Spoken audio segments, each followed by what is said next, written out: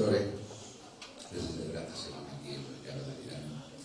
Y bueno, esta mesa que se llama Contadores de Historia, voy a presentar ahora unos cuantos contadores de historia y luego les haré algunas preguntas para ver qué nos dicen, qué tienen que decir. Empezando de allá para acá, el primer señor que ustedes encuentran es un contador de historias de Buenos Aires, que lleva un montón de años viviendo en Madrid, y al que conocimos pues hace 15 años con un libro delicioso de cuentos que se llamaba Flores para Irene, y que poquito a poco se ha ido abriendo camino en eso que ahora llaman la novela negra, y es uno de los grandes popes ahora mismo de la novela negra en lengua española. Da mucho miedo, además es hincha de San Lorenzo de Almagro, con lo cual también pueden hablar de fútbol si quieren con él. El segundo señor que está por ahí también es un contador de historias de Caracas, de Venezuela, y acaba de aterrizar o acaba de irrumpir en el panorama literario con una novela que está teniendo muchísimo éxito, que es The Night, que acaba de llevarse el premio Bienal Vargas Llosa. La tercera compañera de mesa redonda se llama, bueno, Rodrigo Blanco Calderón, claro, y Marcelo Luján, claro, es que yo me pongo a hablar de ellos y ya. Marcelo Luján, Rodrigo Blanco Calderón. Carla Suárez es una contadora de historias de La Habana, Cuba, y la conocimos también pues con un premio que fue el Lengua de Trapo por su obra Silencio, y luego más allá pues La Viajera, El Hijo del Héroe, y acaba de ganar el premio Cortázar de cuentos con un precioso cuento que se llama Un pañuelo. Es profesora, escritora, traductora. A mi lado mi colega y sin embargo amigo Jonathan Allen, compañero de la universidad. Pues también es un contador de historias, digamos mixto, porque es de Las Palmas, pero con Jonathan Andrew Allen de Las Palmas tampoco suena, ¿no? Y bueno, es pues se dio a conocer con una trilogía sobre Arturo, rey de Herbania, y a partir de ahí pues tiene una serie de novelas también de un fino acento británico, como El sueño de Praga o Julia y la guillotina. Y el último del lado de allá es Bruno Mesa. Bruno Mesa es un contador de historias de Santa Cruz, de Tenerife, y sobre todo es más que otra cosa, es poeta y ensayista, pero también tiene alguna peripecia como narrador, y nos enamoró con una obra que se llamaba El hombre encuadernado, aparte de Nadie, el laboratorio. Yo soy José Luis Correa, soy un contador de historias también de Las Palmas, y yo soy más bien de novela gris porque mato muy poco en mis novelas, y mi detective, que lleva conmigo 20 años y 11 novelas, parece más un tipo del Club de la Comedia que un héroe griego, ¿no? Yo les voy a hacer unas preguntas que ellos van a responder libremente. Y bien, la primera es muy sencilla porque estamos en el segundo Congreso de Escritores. Nosotros tenemos el oficio probablemente más solitario del mundo. Esto de escribir, la literatura es esa magia que se produce, ese fenómeno mágico que se produce entre alguien que escribe en la soledad de su casa con alguien que lee en la soledad de la suya, ¿no? Es un oficio tremendamente solitario. Entonces, en este oficio solitario, ¿qué hacemos en un congreso? ¿Cómo ven ustedes? ¿Cómo se sienten? ¿Qué esperan o qué debemos esperar de un congreso como este? Empezamos de allá para acá y después le damos la vuelta al tablero. Pero no, las damas primero. No. Uy, Eso atenta contra la igualdad. Ya, eso pasó. está la cosa caliente. Vale, buenos días. Un placer que estéis aquí. Los veo y recordamos, ¿no?, nuestros años de instituto, donde la mayoría de nosotros empezamos a contar historias, a imaginar estas historias, casi siempre inundadas de vestigios autobiográficos, esas primeras vacaciones, ese novio, esa novia, ese amigo, esa mascota. Cambiábamos los verbos, cambiábamos los tiempos, la situación espacial, pero éramos nosotros, ¿no?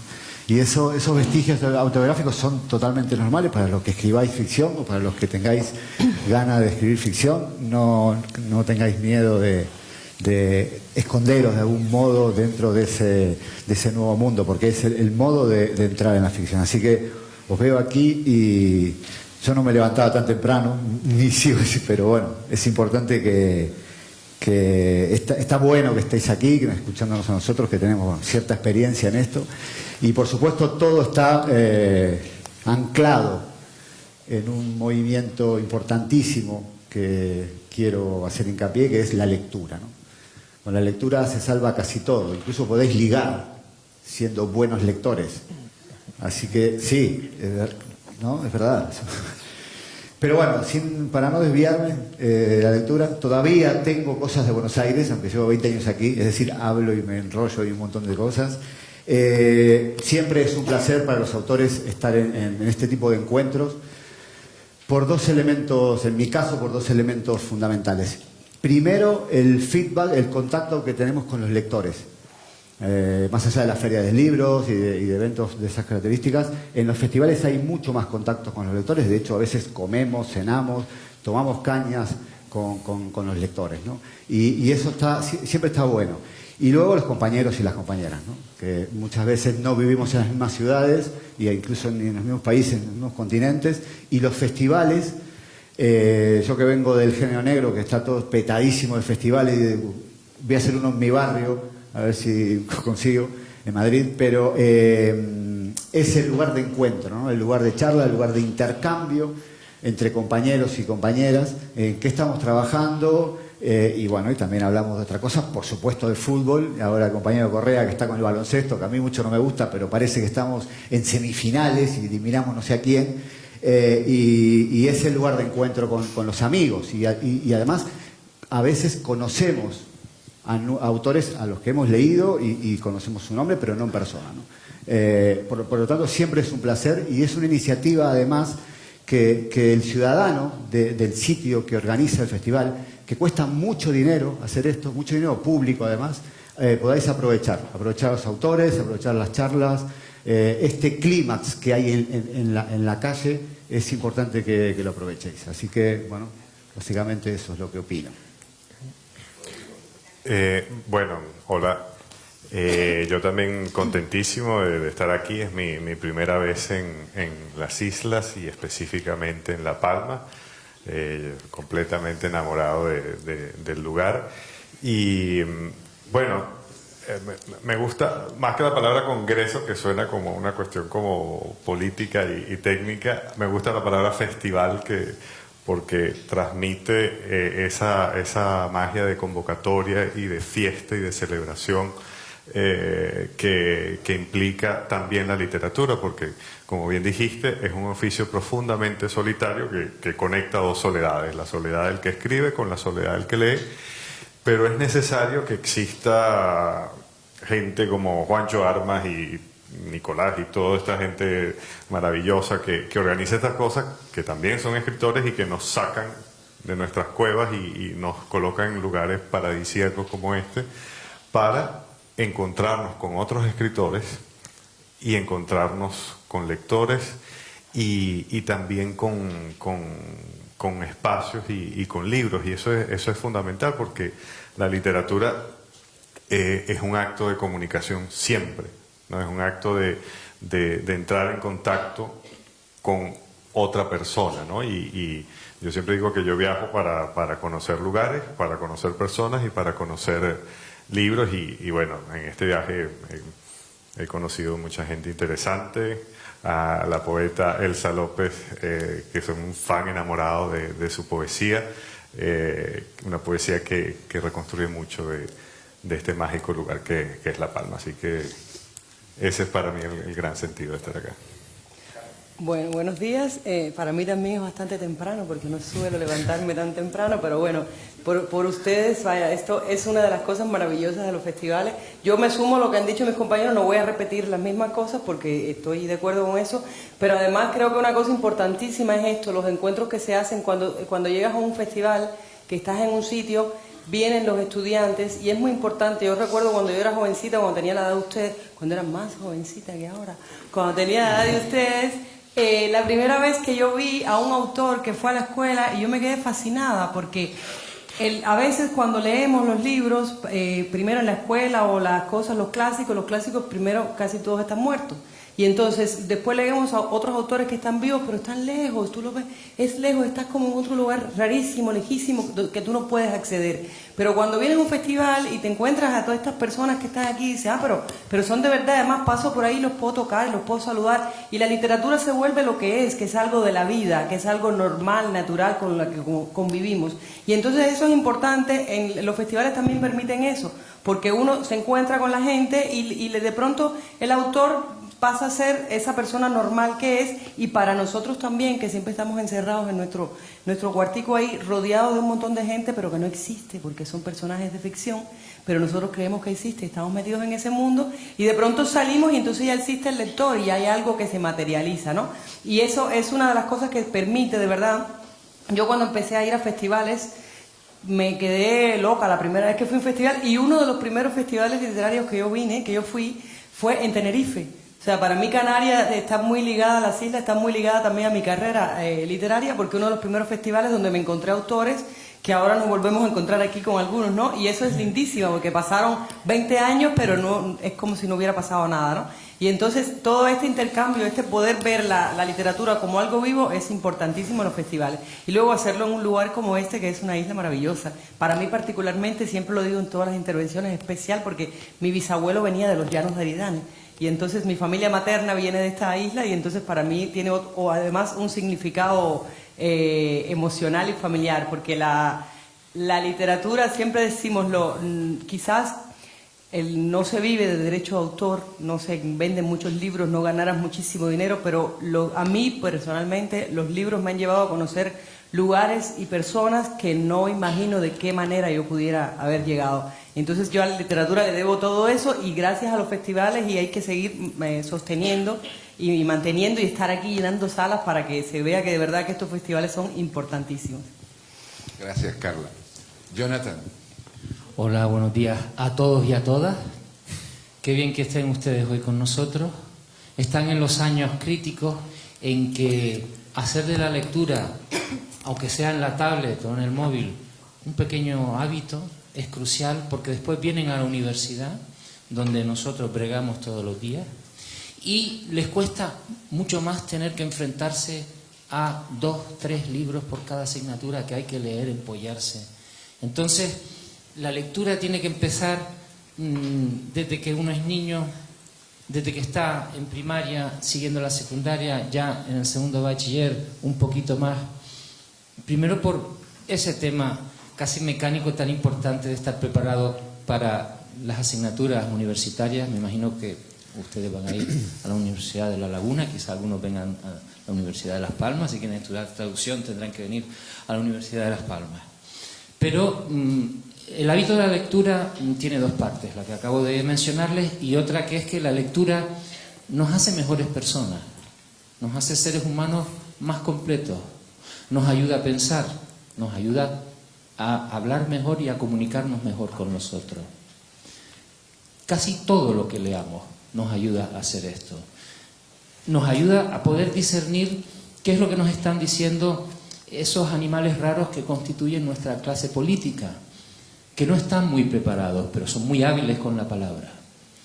Entonces la lectura es tan necesaria para todo, y quizás más hoy en día, que no vivimos en un mundo que nos lleva a abrir un libro y comprarlo, porque estamos bombardeados por la imagen. Vivimos en la imagen.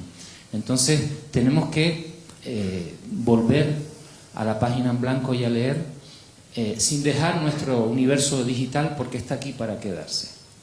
Yo estoy muy contento de estar en este festival, es la primera vez que vengo. Estoy especialmente contento porque es un festival entre Europa, Canarias y América Latina. Y como ustedes bien saben, nosotros somos canarios de las Islas Canarias, pero la mitad de nuestra historia está, como se decía en la época de los Reyes Católicos, allende los mares, atravesando la mar Oceana, que es lo que hizo Cristóbal Colón. ¿Por qué? Porque Canarias ha sido un punto de partida para la población y repoblación de distintas naciones y países de América Latina. 200 canarios fundaron San Antonio de Texas en el siglo XVIII. Son miles los canarios que se fueron a Cuba y a Venezuela hasta fechas recientes, y también hay relación con Costa Rica, Puerto Rico y Argentina. Nosotros, nuestra historia no es completa sin ese viaje que a veces es sin retorno, pero que queda la semilla. Y queda una diferencia, ¿no? Todos los cubanos y venezolanos que han tenido abuelos o ya bisabuelos canarios son conscientes de ello, ¿no? Y lo reconocen. Hay esa pequeña diferencia en su manera de ser. Yo, por ejemplo, en 1900, la mitad de mi familia de Las Palmas se fue a Santiago de Cuba. Tengo un cuñado en Venezuela, la familia política de mi mujer en parte está en la Argentina. Vienen, vamos, y entonces no somos completos sin ese círculo. Para mí este festival es una ocasión muy importante y rara, que no se produciría sin él, para conocer otros autores en lengua española, para conocer autores que he leído, otros que no he leído, pero ahora que les veo la cara, moverse y hablar, pues me voy a interesar por su obra. Y para ustedes es una ocasión de conocer otras voces que son parte de nuestra historia contemporánea y de nuestras letras contemporáneas, y que vienen de esos allende los mares para aquí. Estoy muy contento de estar aquí, que Juancho Armas, Marcelo, el impulsor de toda esta historia, haya escogido además los llanos de Aridane, que es un sitio maravilloso, que es como tranquilo, porque Las Palmas de Gran Canaria no es una ciudad tranquila.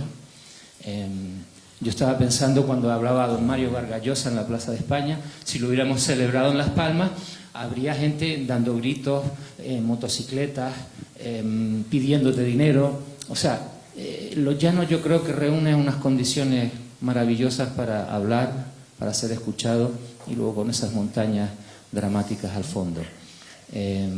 Bueno, bienvenidos y muchas gracias. Bruno.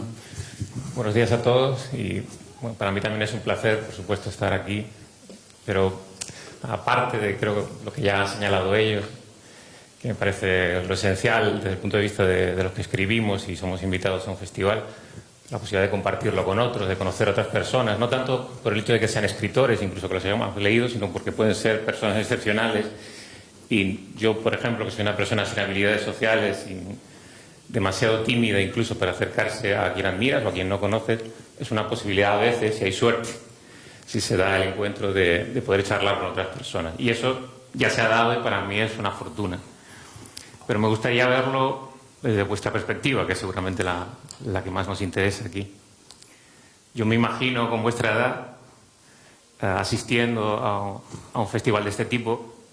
Es verdad que yo era muy raro, porque cuando tenía 13 o 14 años ya leía y escribía y era casi un enfermo, pero sé cómo eran la mayoría de las personas que estaban conmigo en el instituto, y yo ni siquiera me atrevía a decirles a ellos que escribía, porque se reirían de mí, seguramente.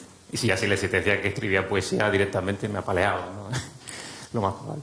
Lo que quiero decir es que, bajo vuestra perspectiva, seguramente algunos no conocéis la literatura, o no os acercáis mucho a la literatura, o no os interesa. Pero si en algunos de vosotros se da al menos ese mínimo interés, es una buena oportunidad. Quizá no todos, quizá no os interesen todas las posibilidades, pero aquí hay muchísima variedad, muchísima inteligencia.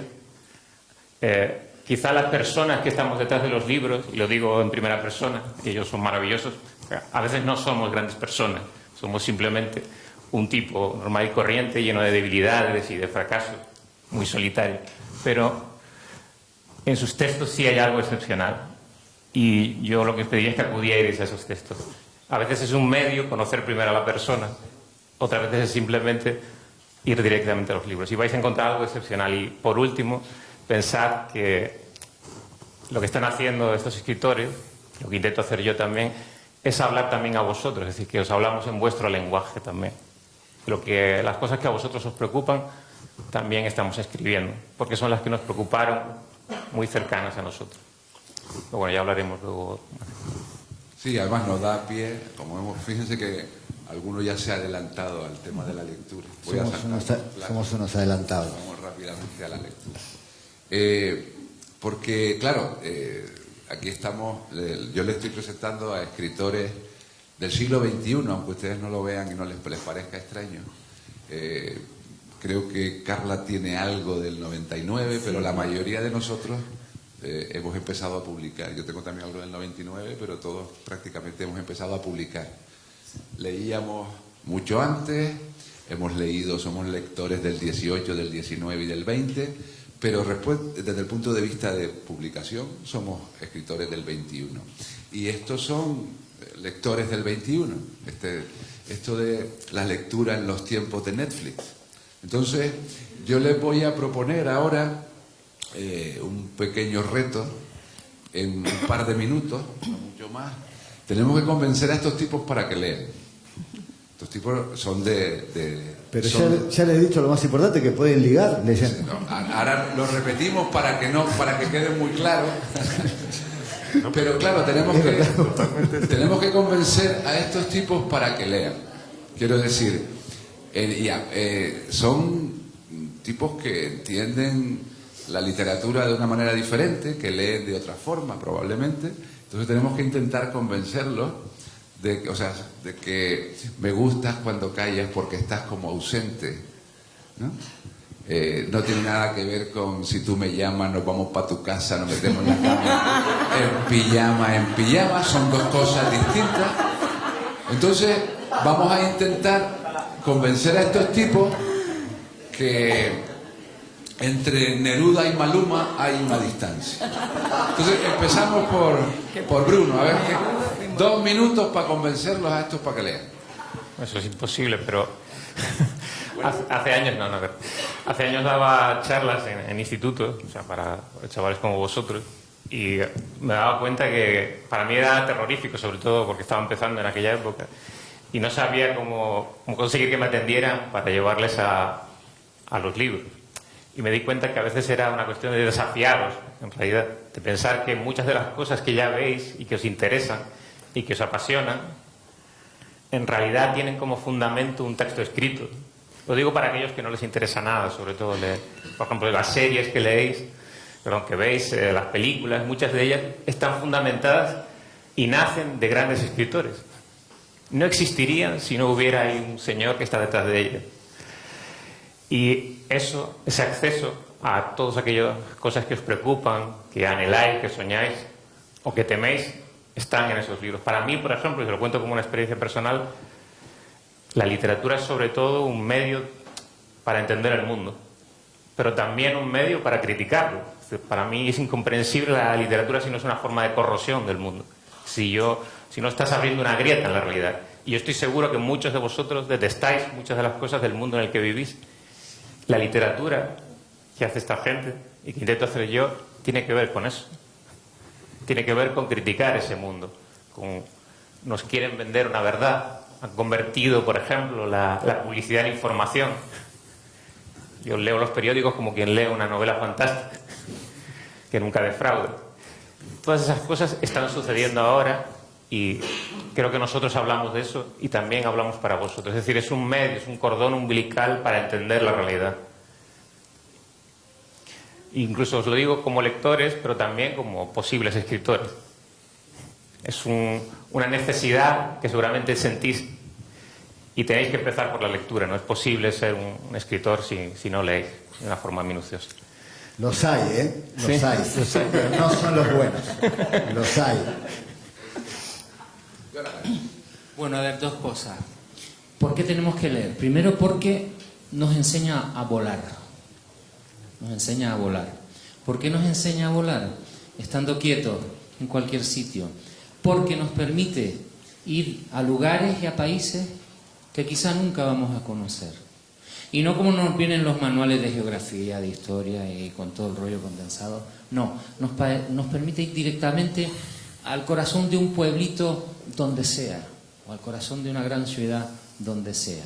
Y nosotros aquí en los llanos, donde nos encontremos, volamos, porque eso es lo que hace la buena literatura, ¿no? Te transporta.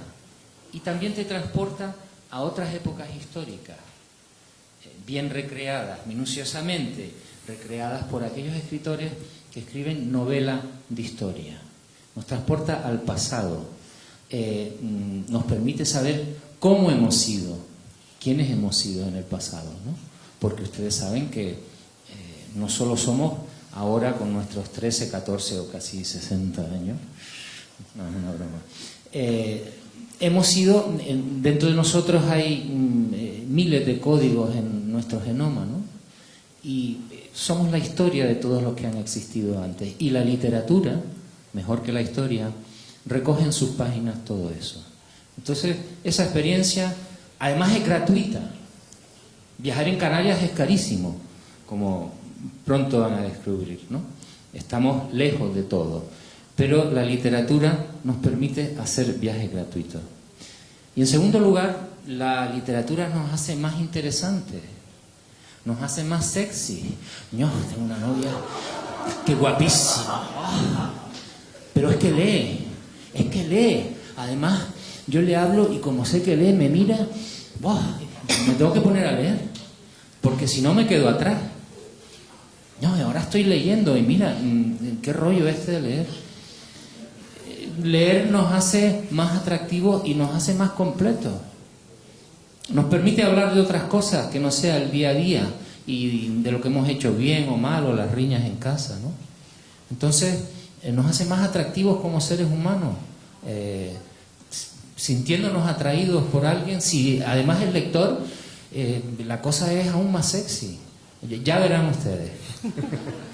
Sí, mira, a mí leer, aparte de que te abre un mundo, te abre una ventana, te lleva a viajar gratis, bueno, solamente cuesta el precio del libro, pero puedes moverte por todo el mundo. Pero en efectos prácticos, estoy de acuerdo aquí con mis compañeros.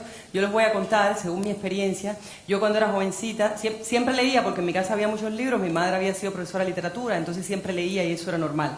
Pero cuando yo era jovencita estaba flaquita así y yo no era la más tan despampanante del grupo, así que llegaba y siempre había las que estaban buenas y las otras. Yo estaba en las otras. Y entonces, pero yo leía y hablaba. Y entonces una vez estaba en una actividad que la gente se ponía a bailar y yo ni sabía bailar salsa y se ponía a bailar ahí. No era Maluma, pero eran los antepasados. Y entonces yo sentada ahí sola, yo veo con mi tanto intelecto y tanta lectura y no sé, todo el mundo bailando y gozando, yo aquí. Y de pronto llega uno que era de los que estaban buenos y se pone a hablar conmigo y empiezo a hablar y no sé qué y tal poema y de pronto el tipo se quedó ahí y dije, ¿qué cosa es esto? He descubierto la llave mágica. Y entonces esa noche un amigo vino y me dijo, de verdad que tú eres tremenda, tú eres carita y cerebro, porque con carita y cerebro te llevaste al mejor de la clase. Yo dije, ¡tas! La llave mágica. Hay que seguir leyendo y conocer muchas historias, porque sobre todo eso te hace ser distinto, te hace ser diferente y por eso te vuelve sexy. Porque entonces todos podemos ver las mismas series de Netflix, yo veo un montón de series y todos podemos hablar, pero todos hablamos de lo mismo, pero en un momento alguien dice, sí, pero ustedes ¿saben quién es Ana Karenina? Y entonces todo el mundo, ¿y esta quién, en qué serie salía esa? Yo no sé si han hecho serie ya de Ana Karenina, pero bueno. Pero hablas de algo distinto y de pronto tú tienes un mundo mucho más grande que el de los otros y los otros se interesan en ti y además quieren ser de algún modo como tú porque queremos hablar de las mismas cosas y entonces se vuelve como una competencia. Es lindísimo cuando a los 15, 16 años uno hace competencias intelectuales de a ver, si tú te leíste esto, pues yo me voy a leer esto, y tú leíste esto, pues yo me leo este, a ver quién sabe más, vamos a competir a ver quién sabe más y así todos seremos siempre más sexy y llegaremos mucho más lejos. Antes de que empiece, aclárame, ¿tú estabas entre las buenas o las no buenas? Las no buenas. Bueno. Pues qué raro tu colegio, chica. Es que leí. ¿Pero qué preguntas son estas? Aquí esto es muy raro, ¿eh? Aunque ustedes no lo crean, esto es un congreso de literatura. Imagínense cuando llegan las 12 de la noche y... Mira lo bueno que es la literatura. Y no está Alexis Ravelo con la guitarra, porque ya es...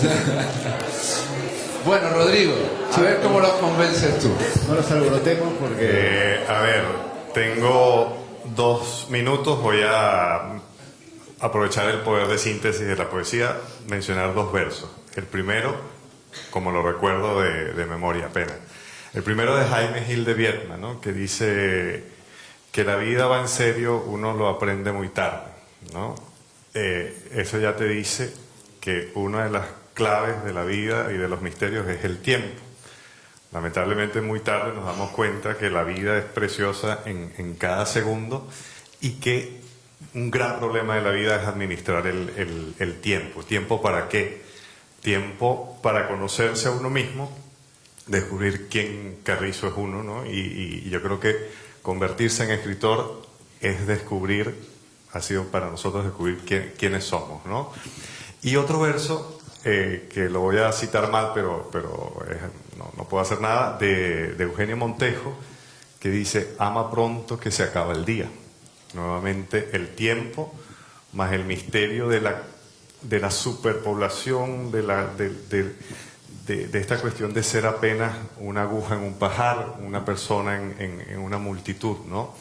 Y yo creo que para tratar de aprovechar mejor el tiempo, multiplicar las posibilidades de la vida, multiplicar las posibilidades de amar y amar mejor, yo no he encontrado mejor atajo que la literatura, ¿no? La literatura te permite entender, quizás más temprano que a muchas otras personas que no leen, que la vida va en serio, y te permite también amar pronto porque se acaba el día.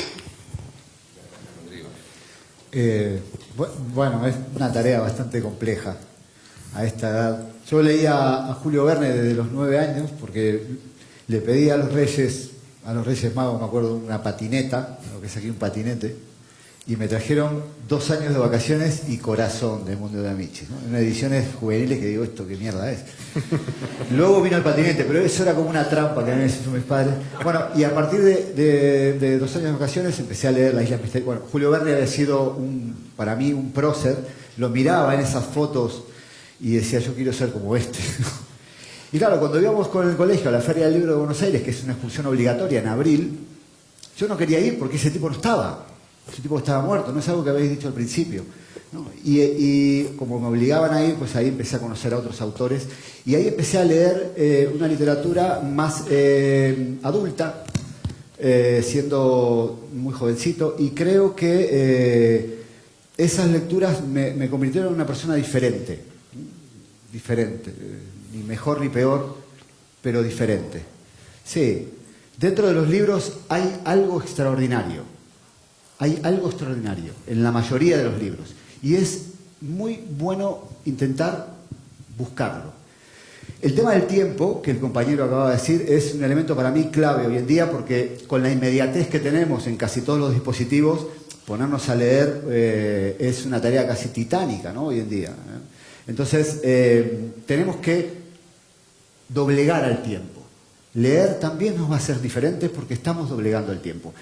La lectura en tiempos de Netflix, estoy intentando recoger toda la antología de cosas que habéis dicho, comparto en casi todas las afirmaciones. Digo, yo estoy muy dentro del mundo del guión y os aseguro que los guionistas, no sé los directores de arte, pero los guionistas son grandes lectores. Son tipos que leyeron mucho, que cuando hablas con ellos te das cuenta por la cantidad de palabras que manejan, por el contacto que tienen con las historias, que leyeron mucho. Tenéis que leer cualquier cosa, bueno, no el Marca, pero casi del Marca para aquí, casi cualquier cosa es válida. No vais a tener errores de ortografía si leéis, os aseguro, ¿verdad? Bueno, o vais a tener pocos. Leer es muy importante, los va a convertir en personas diferentes. Me parece que ese concepto es demasiado atractivo como para dejarlo pasar. Probad, si no os gusta, pues nada, abrís una cuenta en Instagram o lo que sea que ya tenéis y seguimos por ahí, ¿no? Pero es una actividad casi que se va a convertir en una actividad única. Vais a ser diferentes con la lectura. Muchas gracias. Bueno, hemos intentado, la idea de esta pregunta era explicarles a los jóvenes que no somos frikis, ¿no? No sé si lo hemos logrado. Sí, somos frikis, ¿no? No. Ellos nos ven como frikis y nosotros somos frikis, pero en el buen sentido de la historia. En el cierto, por eso digo que somos frikis. Pero no está mal de vez en cuando ser frikis. Habrán visto que somos frikis de otra manera. Y aquí estamos calmados. Yo lo digo, yo no sé si ustedes, pero yo tengo un hijo de 16 años que mi padre es raro. Raro, porque si mi padre es raro, es medio friki. Bueno, pues vale. Entonces, eso que tiene una cierta gracia, ¿no?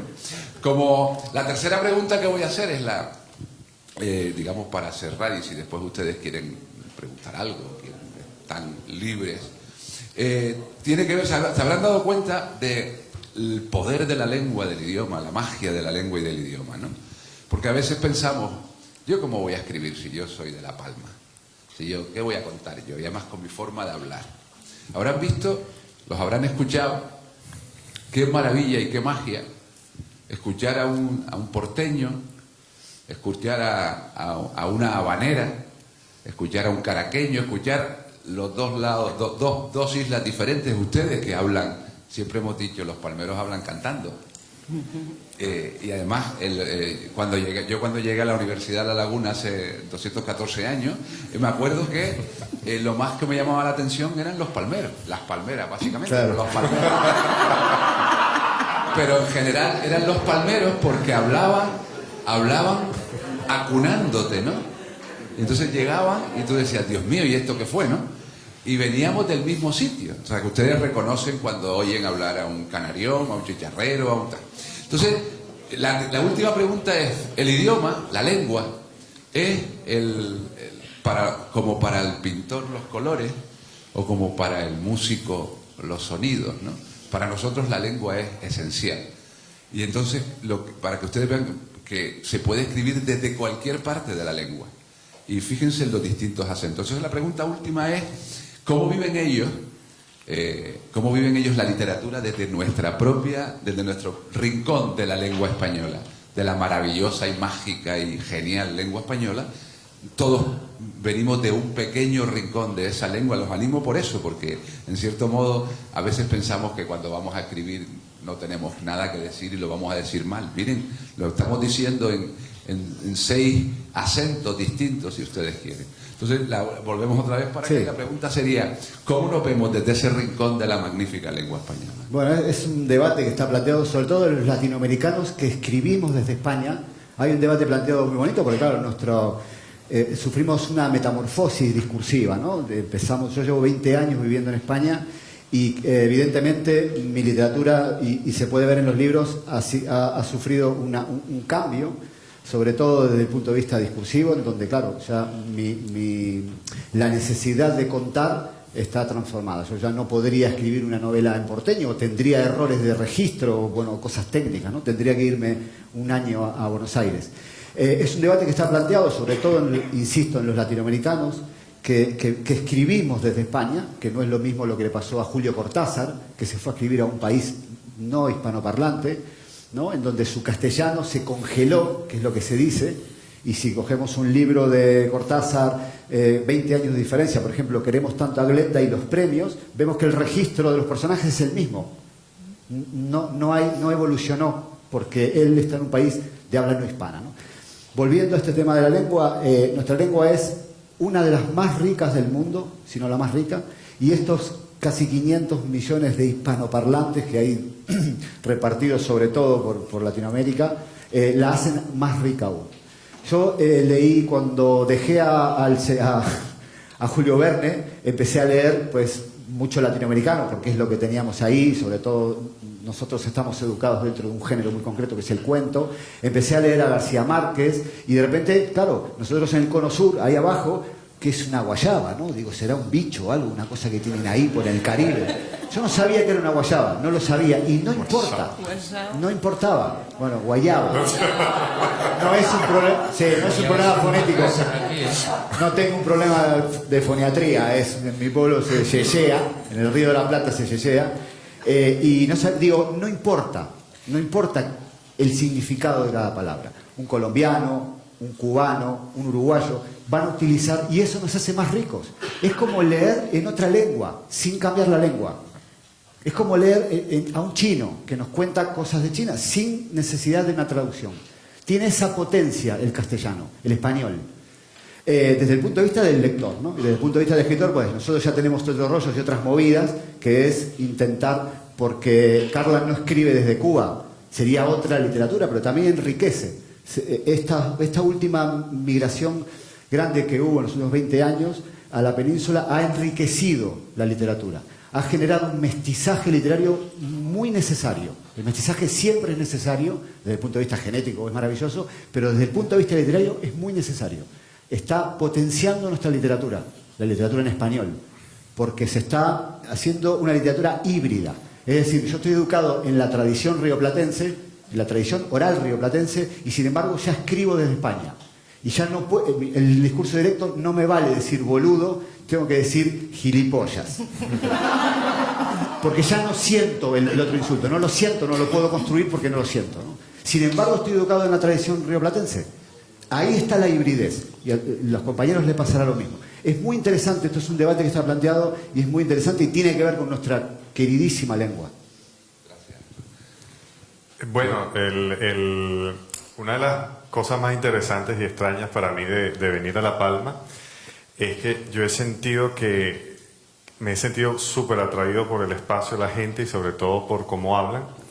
Y para mí ha sido como también un poco extraño porque siento que por las relaciones entre las islas y Venezuela llego a un lugar donde saben más de mí que yo de ellos, ¿no? Es como llegar, es como una especie de vida pasada, es como si yo en otra vida viví aquí y eso es impresionante porque lo que uno también descubre cuando viaja es que te encuentras en un espacio familiar muy amplio que te lo brinda sobre todo el lenguaje. Yo creo que las palabras viajan mucho más rápido que los seres humanos, ¿no? Y lo primero que capté cuando llegué, viene alguien de la organización y nos dice, bueno, ahorita va a llegar la guagua y nos va a ir a buscar.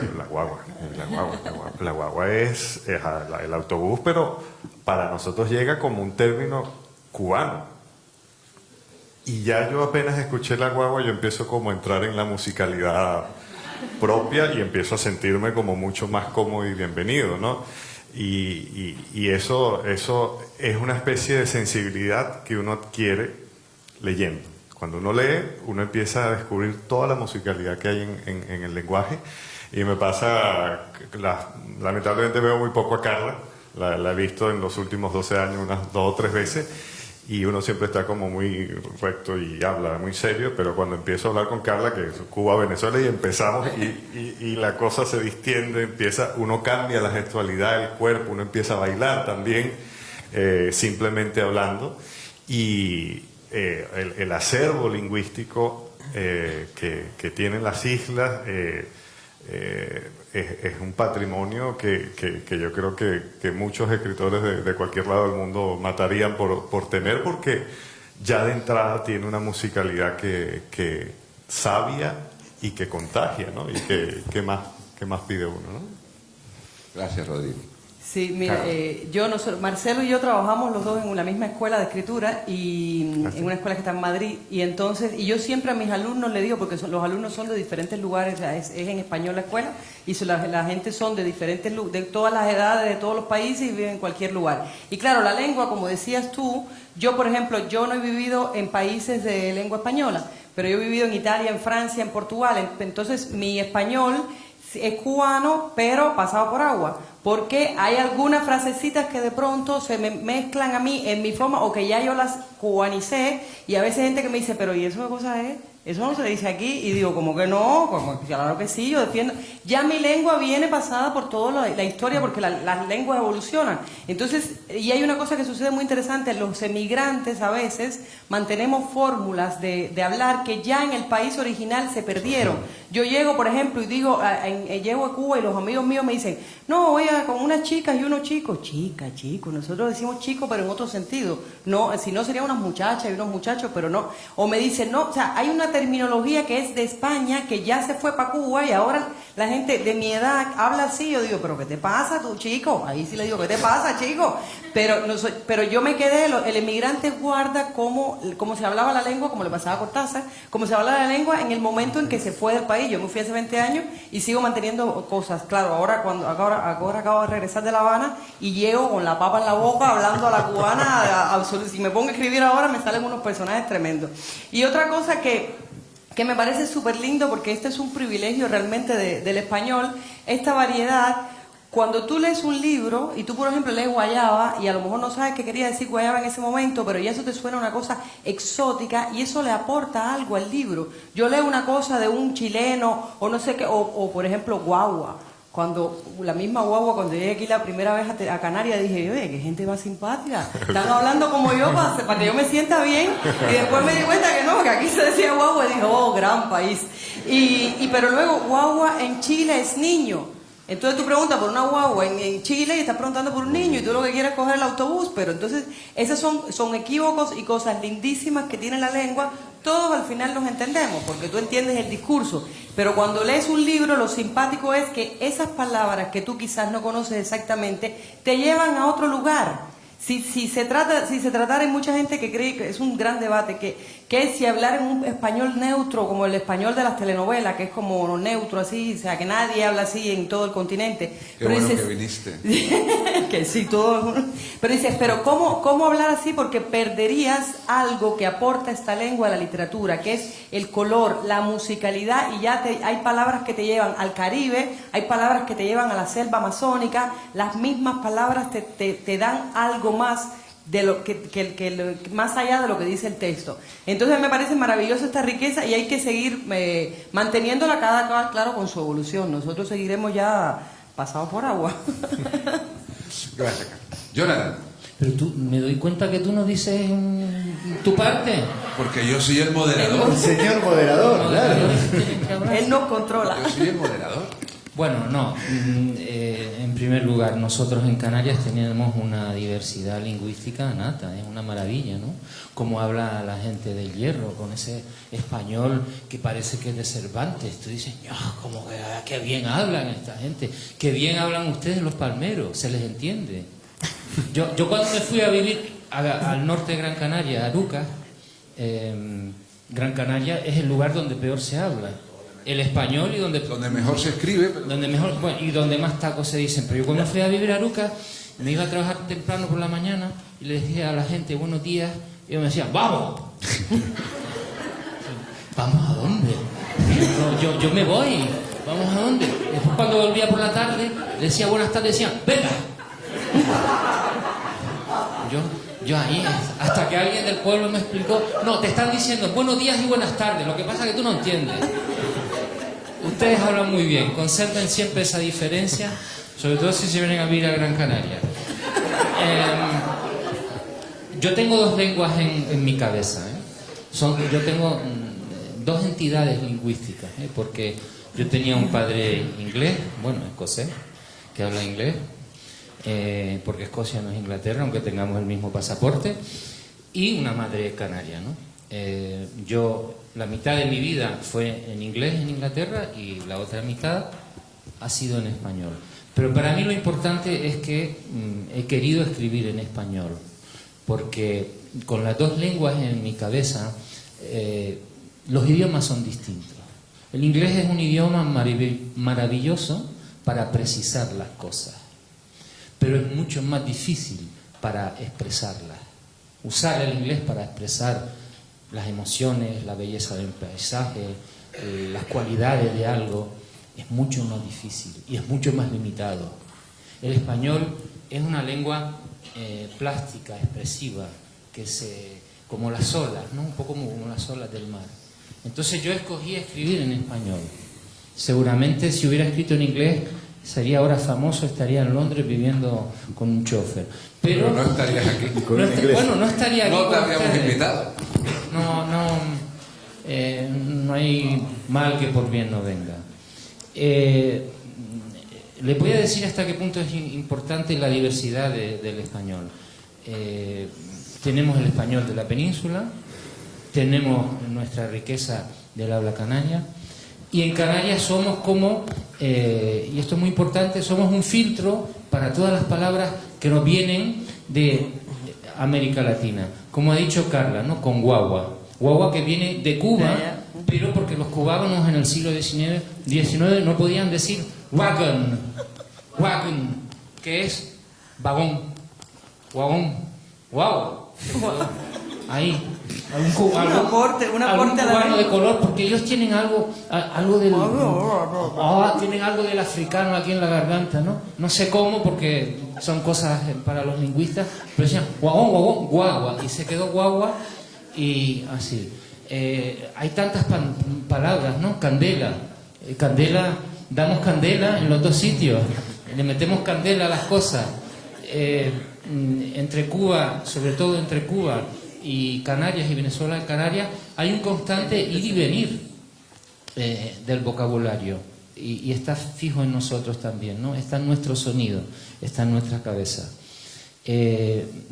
Mi última novela, que no estoy haciendo mi promoción, ¿verdad? ¿No? Sí, hemos hablado de nosotros, qué bien, de lo que escribimos. Hemos venido a hablar de nuestros libros. Ya. Pero mi última novela es una novela que está escrita para dos personajes que empiezan en Las Palmas y acaban viviendo en la Argentina, ¿viste, che? En la ciudad de Mendoza. Entonces, yo me dije, ¿cómo voy a escribir en el diálogo entre un canario y una argentina, que son un argentino, son personajes principales? Yo no le voy a poner tú, oye, tú, viniste tú, no. Entonces lo escribí haciendo un gran esfuerzo con el voceo de allá. El voceo es un rollo tremendo, porque primero que cambian los verbos, después los infinitivos no, pero el imperativo, los acentos se disparan, ¿no? Correcto. No te lo reconoce el Word. Yo ahí apoyándome con el voceo, se lo di a una amiga argentina para que lo leyera, pero todavía no sé si ha salido bien. Pero lo que quiero decir que el español es un aprendizaje continuo, es más rico por nuestra literatura entre ambos mares, ¿no? Entre el norte y el sur, entre España y el Atlántico. Hay un español del Atlántico que se mueve constantemente. Nosotros estamos en una zona privilegiada para recibirlo en primer lugar, y para mí este festival también es un festival del español, de sus variantes, y yo creo que de nuevo es un privilegio estar con personas que si no uno no conoce y que nos traen otras voces y nos traen otro sonido. Otra cosa es que lo escriban dentro de sus textos, pero eso son palabras mayores. Gracias, Jonathan. Bueno, ya para terminar muy brevemente, sí, la sensación que tengo yo cuando leo en español de cualquier región, de cualquier país, es una especie de magia. Para mí, por ejemplo, leer un libro de Yuri Herrera es como si el español se estuviera inventando de nuevo. Sé de dónde procede, sé de dónde viene, pero es como si no solo es gran literatura, sino además tiene una perfección formal y está tan arraigado, pero no está arraigado de una forma falsa, colorista, pintoresca, sino de una forma que está en las palabras mismas. Y es ahí donde para mí reside la magia de ese español que recorre el mundo y que es muchos españoles, que es inmenso. Pero quería hablar de una variante, bueno, no una variante, sino no solo de la riqueza de la que han hablado ellos, que me parece evidente, que es un milagro. Bueno, la primera vez que yo sentí eso como algo externo, no como algo vivido, fue cuando vivía en Italia, supongo que Carla que contaba que vivía en otros sitios. Con el francés sí pasa un poco, pasa más con el inglés, hibridez de la que hablaba también Marcelo, de por ejemplo Naipaul o Walcott, que hablan un inglés y dicen que hablan la lengua de aquellos que les daban los látigos, ¿no? Pero me interesa sobre todo el habla. A mí me fascina. Antes, cuando hablaba Jonathan, siempre me ha fascinado no solo las variantes, digamos, regionales, sino las variantes que se daban, por ejemplo, en el barrio en el que yo vivía, que era un suburbio de Santa Cruz, porque yo hablaba un español por diferentes razones biográficas muy raro. Yo siempre he sido un traidor en todos sitios. Cuando estaba en Tenerife tú hablas godo, y cuando estaba en Madrid era medio cubano, no sabían qué era, no sabía de dónde venía. Y allí lo que me fascinaba es que daba igual, porque allí te saludaban diciéndote ¿qué pasó? Verías men. Por ejemplo, que es algo incomprensible si no viviese en esas tres calles de Ofra, por ejemplo, que es un suburbio de Tenerife. no sé si alguno lo conoce, pues ahí, y tenías que aprender a hablar ese idioma para defenderte, para sobrevivir. Es decir, es de alguna forma el habla lo que me atrae de la literatura, es decir, cómo cada uno de vosotros caracteriza el idioma, ¿no? Que alguien en lugar de decirme cómo estás, que me diga cómo tú estás. Entonces yo ya empiezo a intuir de dónde viene o qué color tiene. Todos esos matices son maravillosos.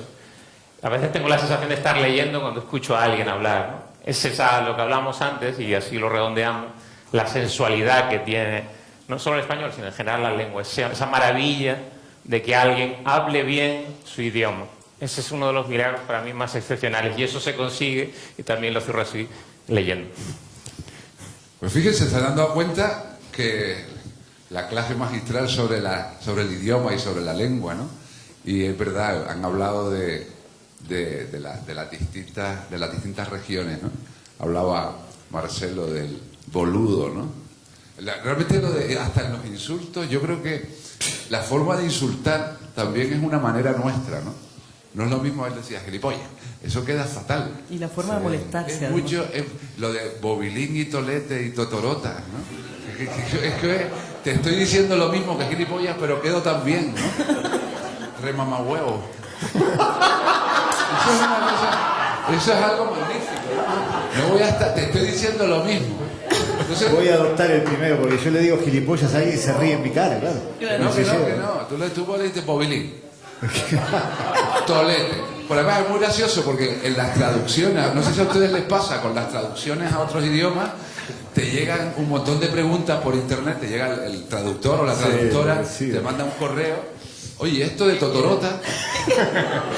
A ver cómo le explico. Sí. Tú déjalo en totorota, no sé cómo llamarlo en alemán o en finlandés y tal, pero significa esto, ¿no?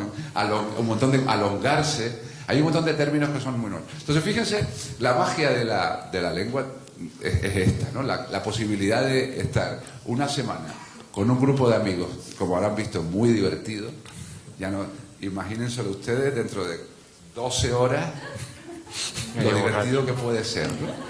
Ahora estamos dormidos. Ahora estamos dormidos. Exactamente. Estamos al 50% ahora mismo.